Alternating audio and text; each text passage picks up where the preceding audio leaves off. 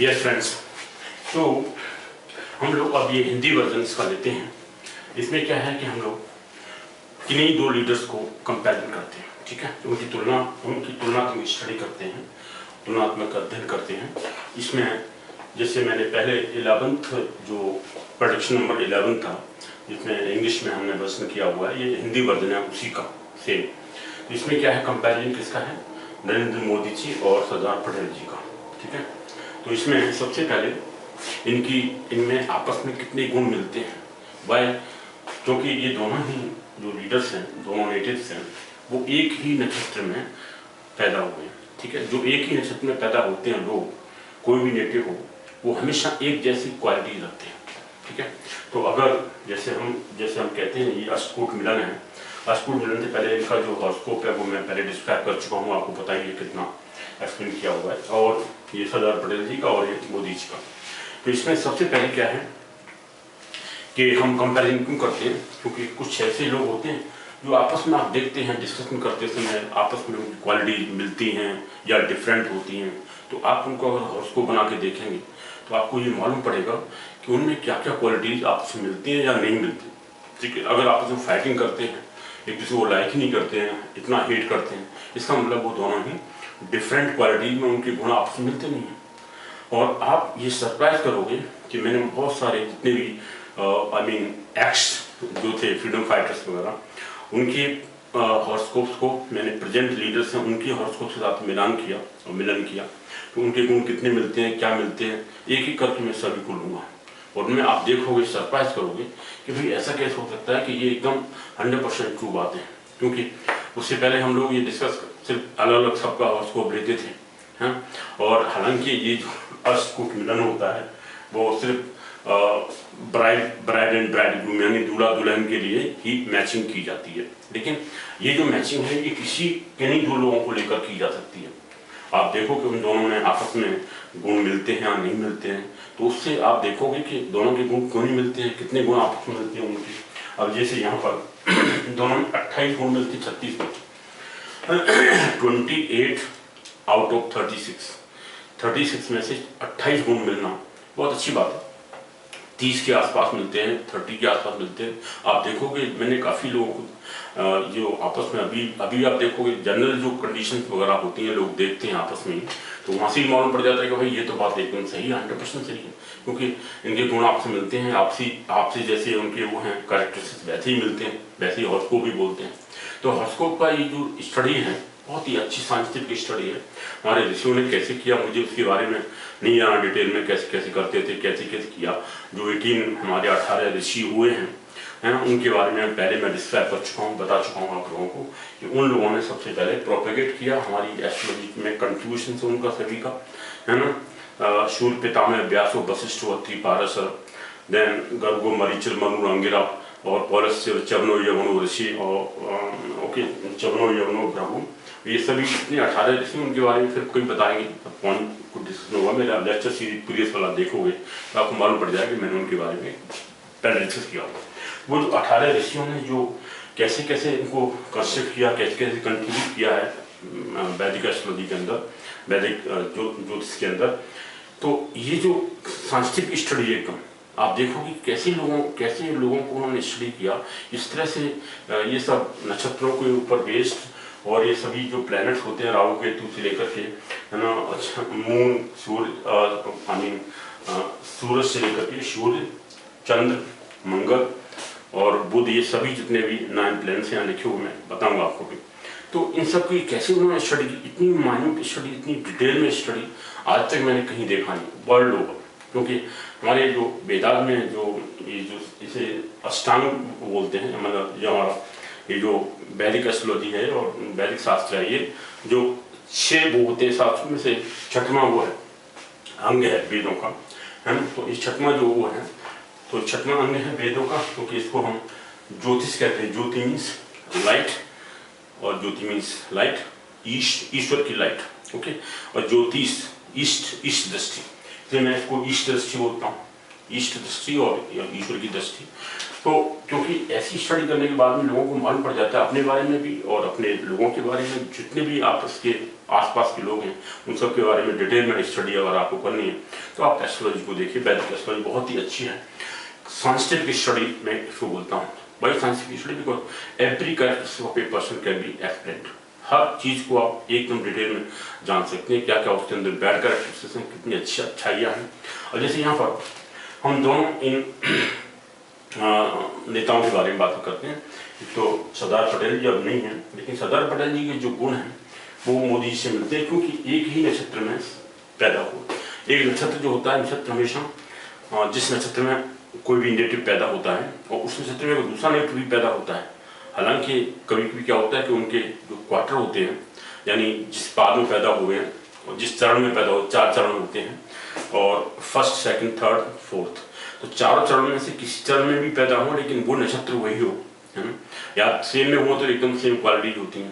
और अगर first quarter से लेकर के फोर्थ क्वार्टर तक किसी दोनों में से चारों में से किसी एक दो में तो पैदा होंगे, एक एक दोनों अलग अलग होगा दोनों का। जैसे इस केस में मोदी जी सेकंड क्वार्टर में पैदा हुए अंधा नक्षत्र के, और ये सरदार पटेल जी थर्ड क्वार्टर में पैदा हुए। थर्ड पाद में, थर्ड पाद बोलते हैं, चरण बोलते हैं, और ओके वैदिक एस्ट्रोलॉजी में कुछ चरण बोलते हैं, तो थर्ड चरण में और थर्ड पाद बोलते हैं, तीसरा चरण, तीसरा पाद, उसमें पैदा हुए ये सरदार पटेल जी।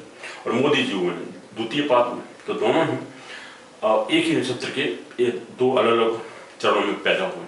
इसका मतलब उनकी जो क्वालिटीज हैं कुछ कुछ हमेशा मतलब पूरी तरह 100% वो नहीं है, लेकिन काफ़ी मिलती हैं, उन्हें मिलेंगे, क्योंकि एक ही नक्षत्र, सेम नक्षत्र, और नक्षत्र में जिसमें पैदा होता है कोई भी नेटिव, उसकी क्वालिटी लगभग ऐसी जैसी होती है। और कई वो हैं आई मीन और अदर लीडर्स हैं जिनके बारे में कोई भी हो सकता है, 2 नेटिव कहीं भी हो सकते हैं, एक फैमिली भी हो सकते हैं, अलग अलग फैमिली भी हो सकते हैं, और एक फैमिली में डिफरेंट लोग हो सकते हैं, कई तरीके के लोग हो सकते हैं जिनके जो चरण पाद हैं और जो नक्षत्र है वो अलग अलग हो सकते हैं या सेम हो सकता है। इसलिए इसका ऐसा वो नहीं है कि नहीं कभी कोई कहीं भी हो सकते है ना, इसके लिए या 2 स्पेशल आदमियों के अंदर ही होंगे, ऐसा नहीं है, किसी में भी हो सकते हैं। अब जैसे बाकी 2 जो लीडर्स हैं, आप देखो, आप सरप्राइज करोगे कि जवाहरलाल नेहरू, पंडित नेहरू और महात्मा गांधी जी दोनों ही सेम नक्षत्र में पैदा हुए। गांधी जी का नक्षत्र का जो क्वार्टर है, जो पाद है, वो चौथा पाद है, और नेहरू जी का फर्स्ट क्वार्टर है। तो फर्स्ट क्वार्टर और फोर्थ क्वार्टर, यहाँ सेकंड क्वार्टर और थर्ड क्वार्टर, यानी ये थर्ड में और ये सेकंड पाद में पैदा हुए। तो उनकी आप देखो, नेहरू और गांधी जी कितने अच्छे एक दूसरे से मिलते थे। इवन गांधी जी ने नेहरू जी को प्राइम मिनिस्टर बनवा दिया, इवन उनको कोई पॉइंट नहीं मिला, उनको कोई मतलब उनको कोई किसी ने सपोर्ट नहीं किया था, सरदार पटेल जी को सपोर्ट किया था, लेकिन सरदार पटेल जी को समझा करके गांधी जी ने मना लिया और नेहरू जी को प्राइम मिनिस्टर बना दिया, first prime minister of India, ठीक है ना। इस तरह से क्योंकि गुण मिलते थे, आप वो उनको बहुत ज़्यादा लाइक करते थे नेहरू जी को, गांधी जी, क्योंकि उनकी सेम नेचर होगी। अगर सेम क्वार्टर, सेम वो होगा नक्षत्र, उसी नक्षत्र में अगर कोई पैदा होता है 2 नेटिव, नेचुरली उन दोनों की नेचर एक जैसी होगी। उसको हम डिस्कस करेंगे बाद में, कैसे उन दोनों की नेचर मिलती थी, क्या क्या उनके गुण थे, कैसे हुए, क्योंकि वो मैंने काफ़ी स्टडी किया हुआ है। और वहाँ पर भी जैसे यहाँ 28 गुण मिलते हैं 36 में से, गांधी जी और नेहरू जी के भी 28 गुण मिलते हैं, सेम कंडीशन से, ठीक है। वहाँ नक्षत्र दूसरा है बस, और बाकी बहुत सारी चीज़ें हैं जो सिमिलर हैं। तो आप देखोगे कि वहाँ भी 28 पॉइंट मिलते हैं। 28 पॉइंट मतलब 28 आउट ऑफ 36, 28 अपॉन 28 को 36 से भाग दोगे, 100 से मल्टीप्लाई करोगे, 100 कितने परसेंट बन गया, 77.77 आता है।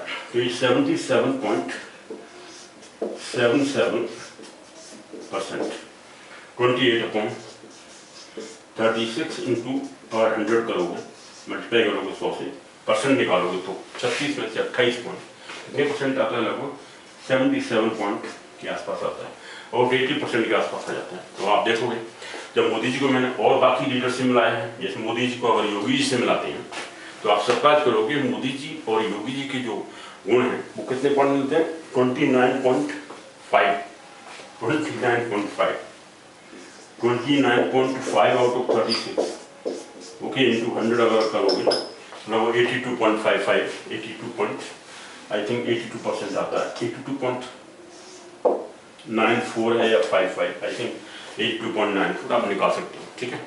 तो 83% गुण मिलते हैं मोदी जी और योगी जी में। तो आप देख लें तो लेटर्स मिलते हैं आपस में, तो इसमें कोई डाउट की बात है नहीं। इसलिए इस तरह से आप निकालते हो, कैसे मिलते हैं, क्या मिलते हैं, साइंस की स्टडी है। और बाकी जो लीडर्स हैं, आप जैसे मैंने बाकी मोदी जी का सभी जितने लीडर्स हुए उनके साथ में जितने फ्रेंडली आई मीन उनकी पार्टी के जितने लीडर्स हैं, फॉर एग्जांपल अगर आडवाणी से मिलाते हैं मोदी जी का तो केवल 26 गुण मिलते हैं, 26 आउट ऑफ 36 मोदी जी की और आडवाणी जी के, एल के आडवाणी जी के। और अगर मोदी जी को और अटल बिहारी वाजपेयी जी को मिलाते हैं तो 30 पॉइंट मिलते हैं, 30 मोर देन एक पॉइंट और ज्यादा, 83 पॉइंट के आसपास पहुंच गए, 83% के आसपास पहुंच गए। तो अटल बिहारी वाजपेयी जी के ज्यादा क्लोज हैं मोदी जी, क्लोज थे मोदी जी देन आडवाणी जी के। ओके, आडवाणी जी के सिर्फ 26 पॉइंट मिलते हैं, 26 आडवाणी और मोदी जी के 26 पॉइंट मिलते हैं खाली। उनको भी डिस्कस करेंगे हम एक एक करके। इन सबको आप लोगे ना, आप इतना स्टडी वाइड स्टडी कर लोगे, बिकॉज मैं दो इसलिए लेता हूँ क्योंकि एक बजाय एक लीडर को डिस्क्राइब करने के दो लोगों को साथ में लेकर के उनके गुण आपस में कैसे मिलते हैं नहीं मिलते हैं, तो वो अच्छी स्टडी हो जाती है, जिससे कि लोगों को काफ़ी स्टडी पॉइंट मिल जाता है, ठीक है। This is how I am taking these 2 points, okay, these 2 leaders. इसलिए दो लीडर्स को लेने से काफ़ी अच्छी स्टडी होगी और लोग समझने भी काफ़ी अच्छी चीज़ें आएंगी। दोनों को हम अच्छी तरह डिस्कस कर पाएंगे, दोनों के गुण क्या क्या आपसे मिलते हैं, क्या नहीं मिलते हैं। और आप देखोगे कि यहाँ पर जैसे मोदी जी का जो वो है, आई मीन ये जो इनमें मूसल योग दोनों जो आई मीन दोनों लीडर्स हैं इनके, ये मूसल योग है, वो मैं पहले उसमें इंग्लिश वर्जन में आप देख सकते हैं, पूरा अच्छी तरह डिस्क्राइब किया हुआ मैंने इनको, ए से लेकर के GHI पॉइंट तक, ठीक है ना। काफ़ी वीडियो बनाई है उसके ऊपर, तो मैं दोबारा चाहता हूँ कि सभी डिस्कस हिंदी में भी करूँ, जिससे कि काफ़ी लोग समझ पाएँ। और काफ़ी लोग हिंदी जो वर्जन वाले हैं हिंदी में समझ पाते हैं, इंग्लिश नहीं आती उनको, तो वो लोगों को ये बहुत अच्छा रहता है कि वो उन्होंने डिमांड किया कि ये आप हिंदी में भी समझाइए, इसलिए मैं हिंदी में इसको लेता हूँ, ठीक है। Now come to the point. तो अब इसमें क्या है कि जैसे दोनों में क्या सिमिलरिटीज हैं वो तो मैं बाद में बताऊंगा, क्या क्या दोनों के कितने योग बनते हैं, क्या क्या दोनों में गुण हैं, क्यों एक दूसरे को इतना लाइक करते हैं, वो तो सिर्फ मून की पोजीशन की वजह से ऐसा है। और दूसरा जो योग बनते हैं आपस में दोनों के ही हॉरोस्कोप में, ये जो सेकंड नंबर हुआ है आई मीन राशि, दूसरे नंबर की राशि मेष वृष राशि, ये जो वृष राशि है और सिंह राशि है, स्कॉर्पियो वृश्चिक राशि है और ये कुंभ राशि है। ये चारों जो राशियां होती हैं, अगर ये चारों हाउसेज में इनको हम पिलर्स बोलते हैं, खंबे बोलते हैं, मतलब मेन पिलर्स बोलते हैं हॉरोस्कोप के। चारों जो मेन पिलर्स होते हैं हॉरोस्कोप के, अगर उनमें ये चारों राशियां हों आपस में, जैसे यहाँ पर 8वीं राशि है, ये 11वीं राशि है, 2 नंबर और 5 नंबर, ये चारों राशि है। और इन्हीं में अगर सबसे ज़्यादा प्लैनेट्स इन्हीं राशियों में ही लोकेटेड हो, पोजिशन हो इन राशियों में, लेकिन हाँ सरदार जी के साथ में सिर्फ एक मून इसी राशि में प्रेजेंट है, इस केंद्र में है। तो ये 7वीं राशि में, सॉरी 7वें हाउस में और 8th राशि में सिर्फ चंद्रमा है ना। 8वीं राशि जो स्कॉर्पियो है, ये वृश्चिक राशि बोलते हैं, वृश्चिक राशि में सिर्फ चंद्रमा है, इनका भी वृश्चिक राशि में है, लेकिन वो लगन में है ना। तो ये चारों जो राशियां होती हैं ये वाली, अगर केंद्र के चारों इन हाउसेज में आ जाए, फर्स्ट में ये पहला घर होता है, चौथा घर होता है, 7वां और ये 10वां, ये चारों घर जो होते हैं इनको हम मेन खंबे बोलते हैं, है ना। घर के जैसे चारों पर पूरा हॉरोस्कोप अच्छी तरह टिका होता है, इनको हम 4 पिलर्स बोलते हैं of the house of this horoscope. ये चारों जो घर होते हैं, इनमें अगर ये फिक्स राशि, इनको फिक्स राशि बोलते हैं, फिक्स राशि मतलब स्थिर राशियाँ, स्थिर राशि बोलते हैं चारों को। और इन स्थिर राशियों में 3 प्रकार की राशियाँ होती हैं। चर राशि, चर मतलब मूवेबल साइंस होते हैं, स्थिर राशि होती है, स्थिर मतलब ये चारों ऐसी स्थिर राशियाँ हैं। और तीसरे नंबर की होती है उसे कहते हैं डुअल साइंस। डुअल साइंस मतलब चर होती है ना फिक्स होती है, बीच की राशियाँ होती हैं, उसके डुअल साइंस, ठीक है ना।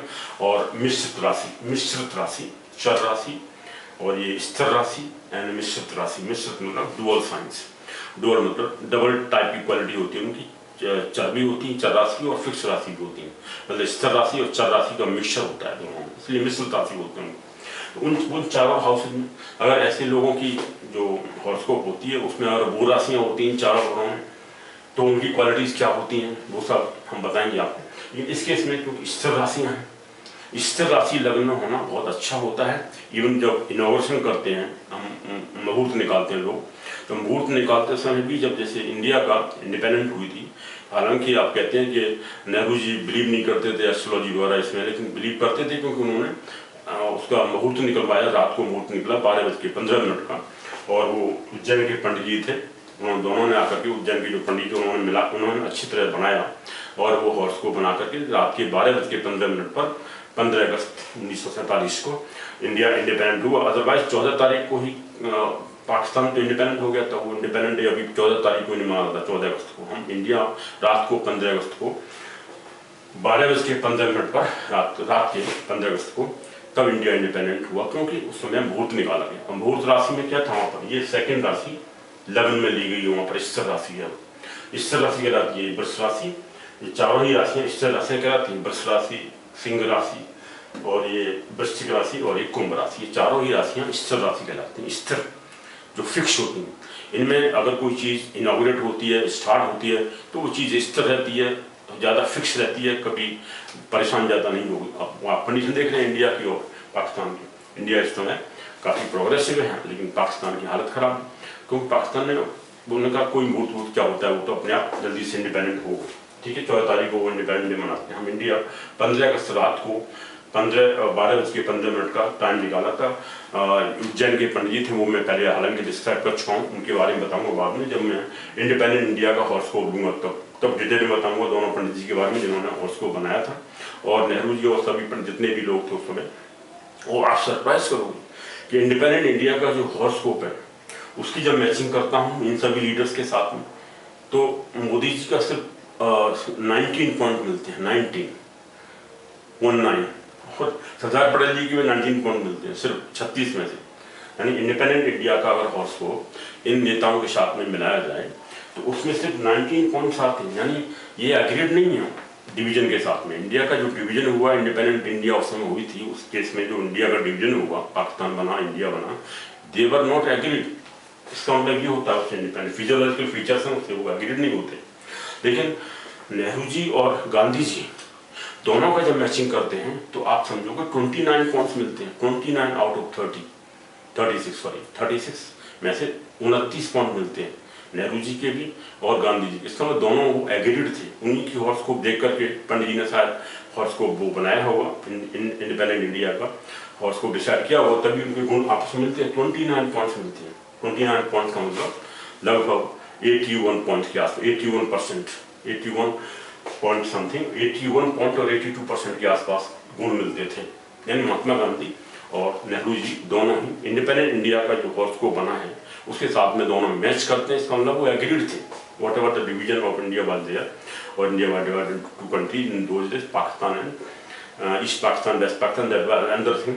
लेकिन पाकिस्तान एंड इंडिया, ठीक है, तो जो डिवीजन हुआ इंडिया का उसको साथ में नेहरू जी और गांधी दोनों एग्रीड थे। हालांकि गांधी जी कहते थे कि मैं एग्रीड नहीं हूँ, अदरवाइज मैं मर जाऊँगा, ये करूँगा अगर डिवीजन हुआ तो, लेकिन बाद में वो एग्रीड हो जाते हैं। और नेहरू जी भी इंटरव्यू में कहते हैं BBC के साथ में, अभी लेटेस्ट इंटरव्यू आया है उसमें यूट्यूब पर काफ़ी चला था बीच में, तो उसमें नेहरू जी कहते हैं हाँ मैं एग्रीड हो गया था इंडिया के डिवीजन के साथ में। ठीक है, तो हाउ इंडिया वाज डिवाइडेड, उसकी जो हॉरोस्कोप बनती है उसके साथ में मैचिंग करते हैं इन सभी की, तो वो आप देखोगे you will be surprised that किस तरह से मैच की पंडित जी ने, और 100% ट्रू। इस तरह मैच करते हुए आप एक पॉइंट और है, जब इंडिपेंडेंट इंडिया का मैं हॉरोस्कोप मोदी जी के साथ में मैच करता हूँ, हालांकि 19 पॉइंट मिलते हैं, फिजियोलॉजिकल फीचर्स में वो मैच नहीं करते, 0 है। ये लास्ट में 7 में से 0 पॉइंट, 8 में से 0 पॉइंट और 5 में से 4 पॉइंट है यहाँ पर। इस तरह से 19 पॉइंट्स से पाते हैं। 7 यहाँ उठा दीजिए और 1 पॉइंट ये 8 पॉइंट हटा दीजिए, 20 पॉइंट्स के आसपास 20 या 19 पॉइंट्स आते हैं। 19 पॉइंट्स के आसपास दोनों की मैचिंग होती है। मीन्स इंडिपेंडेंट इंडिया के साथ में मोदी जी और सरदार पटेल जी सेम पॉइंट्स, 19 पॉइंट्स या 20 पॉइंट्स हैं, 19 पॉइंट्स आई थिंक। 19 पॉइंट्स के साथ दोनों की मैचिंग होती है। यानी सरदार पटेल जी भी एग्रीड नहीं थे डिवीजन के साथ में, और डिवीजन जो प्रॉपरली नहीं हुआ तो वो चाहते थे कि जब डिवीजन हुआ है तो जितने भी लोग उधर से इधर आ रहे हैं उन सबको अच्छी तरह से सेंटर दिया जाए, इधर से उधर जा रहे हैं उनको सेंटर दिया जाए वहाँ पर, और सभी सेपरेशन हो जाए, ठीक है ना। जो उनका कैलकाटा का लेक्चर है वो आप देख सकते हैं, सरदार पटेल जी किस तरह बात कर रहे हैं, क्या चाहते थे वो उस समय, उनकी लाइकिंग के हिसाब से नहीं हुआ था डिवीजन, ठीक है। तो वो आप मैच करते हुए जब हॉरोस्कोप देखते हैं इंडिपेंडेंट इंडिया का इन दोनों लीडर के साथ में, तो सिर्फ 19 पॉइंट मिलते हैं, means these two people are not agreed with independent India, ठीक है। इंडिपेंडेंट इंडिया का जो डिवीजन हुआ, जो फिजियोलॉजिकल फीचर्स है वो 0 है, and they were not agree with the geographical region whatever the division was done. Okay, so इस तरह से हम इन सबके बारे में डिस्कस करेंगे। आप देखोगे you will be surprised that ये कैसे हो सकता है, ये मैचिंग कैसे हो रही है। तो आप इसलिए एस्ट्रोलॉजी, वैदिक एस्ट्रोलॉजी हमेशा साइंटिफिक स्टडी है, एक एक पॉइंट्स को आप डिस्क्राइब करोगे, इनको डिटेल में जाते जाते अगर मैं सब डिस्क्राइब करूँ तो आप देखोगे तो भाई एकदम 100% ट्रू है। इन सब चीज़ों को बहुत टाइम लग जाएगा एक चीज़ को लेकर चलोगे तो, इसलिए मैं जल्दी से मैं चाह रहा हूँ कि सभी को सबसे पहले ये मैचिंग करते हैं, है ना, लीडर की, सभी लीडर्स की आपस में दो मिलते हैं। आप इसके बाद में जैसे नेहरू जी और गांधी जी का लूँगा, उसके बाद में फिर इंडिपेंडेंट इंडिया का सभी लीडर्स के साथ में लूँगा, फिर आडवाणी जी और अटल बिहारी वाजपेयी, सरप्राइज अटल बिहारी वाजपेयी और आडवाणी जी सिर्फ 13 पॉइंट मिलते हैं, 13 points only out of 36। I don't know कैसे वो सर्वाइव कर पाए, आपस में कैसे मैच कर पाए, एक ही पार्टी में रहे, लेकिन दोनों की मैचिंग एकदम 13 पॉइंट बहुत ही कम है। 13 पॉइंट का मतलब आउट ऑफ आप 10 भी रख लो, 1/4 लगो, तो भी 25% के आसपास ही पहुंचते हैं, 25% भी पूरा नहीं है ना, 19 और 20% के आसपास पहुंचते हैं। तो 20% गुण सिर्फ मिलते थे दोनों की, आडवाणी जी और अटल बिहारी वाजपेयी जी के, लेकिन कैसे वो सर्वाइव कर पाया आई डोंट नो, लेकिन फाइटिंग जरूर होती हुई आपस में। वो मैं पर्सनल लाइफ को जानता नहीं, लेकिन I can describe them with the help of their horoscope. उनकी हॉरोस्कोप को देख करके मैं डिस्क्राइब कर सकता हूँ कि उनके सिर्फ 13 पॉइंट मिलते हैं और 13 पॉइंट्स। यहाँ देखिए मोदी जी की और सरदार पटेल जी का 28 पॉइंट मिलते हैं, और मोदी जी का अटल बिहारी वाजपेयी के साथ कराते हैं तो 30 पॉइंट मिलते हैं, 30 बहुत ज़्यादा 30 पॉइंट होते हैं, 30 पॉइंट के आसपास मिलते हैं, यानी योगी जी से भी पॉइंट आधा पॉइंट ज़्यादा मिलते हैं मोदी जी के साथ में। यानी मोदी जी की मैचिंग सभी लीडर्स के साथ में है, उनके जो पार्टी के लीडर्स हैं। आडवाणी जी के साथ में 26 पॉइंट्स हैं मोदी जी के, और वाजपेयी जी के साथ में 30 पॉइंट्स, सबसे ज़्यादा मैचिंग। क्योंकि वाजपेयी जी जो बॉन्ड हुए शायद वो ज्येष्ठ नक्षत्र में, ज्येष्ठ नक्षत्र लॉर्ड उनका ज्येष्ठ नक्षत्र का मंगल ही है ना, मार्स लॉर्ड है। जैसे यहाँ मंगल 8वीं राशि का लॉर्ड मंगल है, और मंगल की राशि में ही, इसी राशि में ही, स्कॉर्पियो में ही 18वां जो होता है ज्येष्ठ नक्षत्र, वो भी इसी राशि में आता है, यानी स्कॉर्पियो में एंडिंग हो जाती है ज्येष्ठ नक्षत्र के साथ में। तो आडवाणी जी वाजपेयी जी ज्येष्ठ नक्षत्र पैदा हुए, दोनों के स्वामी 8वीं राशि के यानी मंगल है, तो मंगल ही दोनों का स्वामी, इसलिए यहाँ मैचिंग हो जाती है वाजपेयी जी के साथ में मोदी जी की। तो दोनों की जो जन्म राशि का लॉर्ड है वो मंगल है, सेम, यानी मंगल ही उनका जन्म राशि का लॉर्ड है। इस तरह से आप ये डिस्कस देखोगे, आई मीन ये सब डिस्कशन है। अब आते हैं इस पॉइंट पर कि हम मैचिंग करते समय क्या क्या देखते हैं। जैसे ये दोनों लीडर्स की हम मैचिंग कर रहे हैं, तो इसमें हम मैचिंग क्या करते हैं, कैसे मैचिंग की जाती है, that let me talk about. तो इसमें जो मैचिंग होती है, जैसे ये पॉइंट्स हैं, अष्टकूट मिलन है। अब ये जैसे पहले थोड़ा सा इसके बारे में डिस्कस करते हैं, राशि इसके युवा की, सॉरी इनमें कितने युवा बनते हैं, क्या क्या बनते हैं, क्या क्या मेन पॉइंट्स हैं। तो जो मैं पहले डिस्कस कर चुका हूँ कि भाई ये जो इनकी राशियाँ हैं, ये चारों राशि मोदी जी की 8वीं राशि है वृश्चिक राशि, और ये कुंभ राशि, और ये वृष राशि, और ये सिंह राशि। ये चारों राशियाँ केंद्र में हैं, इसको मूषल योग बोलते हैं। मूषल योग क्या होता है? मूषल योग मतलब जो आप कूटते हैं, है ना, ओखली में जो कूटते हैं, ओखली के अंदर जो मूषल होता है इससे कूटते हैं, है ना, और उस मूषल को कहते हैं मूषल योग। बहुत दृढ़ टाइप का होता है, आयरन टाइप का, फिक्स टाइप का ये पर्सन होते हैं जो इस राशियों में, इन चारों राशियों में पैदा होते हैं। इन चार राशि केंद्र में होती हैं, तो और केंद्र में मोस्टली प्लैनेट्स ज़्यादा होते हैं, तो उसको मूषल योग होते हैं। तो इस कुंडली में मूषल योग बनना है, ज़्यादा फिक्स्ड है। इसमें मूषल योग हालांकि बनता तो है, लेकिन क्योंकि चंद्रमा केवल इस राशि में, केंद्र में भी प्लैनेट्स आने चाहिए। इन राशियों में सबसे ज़्यादा प्लैनेट्स अगर पॉजिटिव हों, यानी प्लेस्ड हों। अब जैसे इनफिनिट चारों है, ये 5 प्लैनेट, 4 प्लैनेट, 1 2 3 4, 4 जो ग्रह हैं 5 सॉरी मरकरी भी है, सॉरी मरकरी यहाँ 4 है, मरकरी शन वीनस शुक्र और बृहस्पति जुपिटर चारों ग्रह हैं वो छठवें हाउस में, छठवें घर में है ना, छठवें घर में। यानी ये जो तुला राशि है, तुला राशि चर राशि का लगती है, तो चर राशि के अंदर ये चार प्लैनेट बैठे हुए। इसका मतलब ये होगा इसमें ये जो वो बनना है क्या, ये जो योग बनना है मूषल योग, उसमें ज़्यादा इफेक्टिव नहीं है, क्योंकि चारों ही ये राशियाँ देखो 3 घर खाली हैं, इसमें कोई प्लेनेट है ही नहीं। तो सिर्फ 7th हाउस में 7वें घर में जो 8वीं राशि है स्कॉर्पियो साइन, उसमें सिर्फ चंद्रमा है। और इसी वजह से मून, क्योंकि स्कॉर्पियो में यहाँ भी मून स्कॉर्पियो साइन में है, सिर्फ अनुराधा नक्षत्र में पैदा हुए दोनों। अनुराधा नक्षत्र का इनका 3rd क्वार्टर है, लगभग 11 डिग्री पर है मून चंद्रमा, और यहाँ पर 8 डिग्री के आसपास है, 8 डिग्री पर चंद्रमा है मोदी जी का, ठीक है। इसलिए ये 2nd क्वार्टर में, ये 3rd क्वार्टर में पैदा हो गए।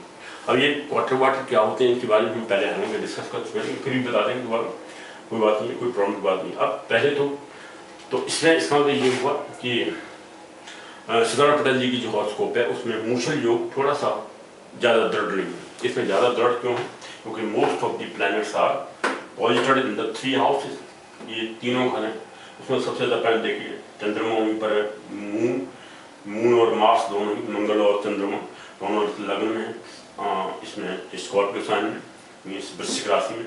बृहस्पति है 11th साइन में, और कुंभ राशि में ये 4थे घर में है।